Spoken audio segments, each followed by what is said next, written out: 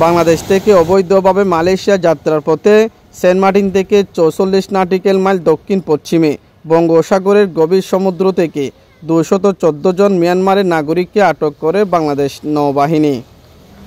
বঙ্গোপসাগরে টহলরত বাংলাদেশ নৌবাহিনী জাহাজ বানুজা দুর্জয় মঙ্গলবার গভীর সমুদ্রে সেন্ট মার্টিন থেকে দক্ষিণ পশ্চিমে অবস্থানরত একটি মাছ ধরার নৌকার সন্দেহজনক গতিবিধি লক্ষ্য করে বাংলাদেশ নৌবাহিনী তাৎক্ষণিকভাবে নৌবাহিনীর জাহাজ মাছ ধরা নৌকাটির নিকটে পৌঁছে।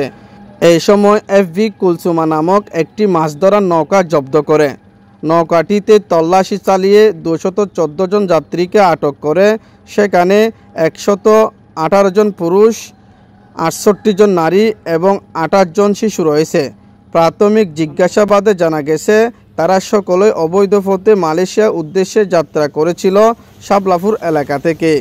পরবর্তী আইনানুগ ব্যবস্থা গ্রহণের জন্য নৌকা ও মিয়ানমারের নাগরিকদেরকে সেন্ট মার্টিনের কোস্টগার্ড স্টেশনে হস্তান্তর করে বাংলাদেশ নৌবাহিনী।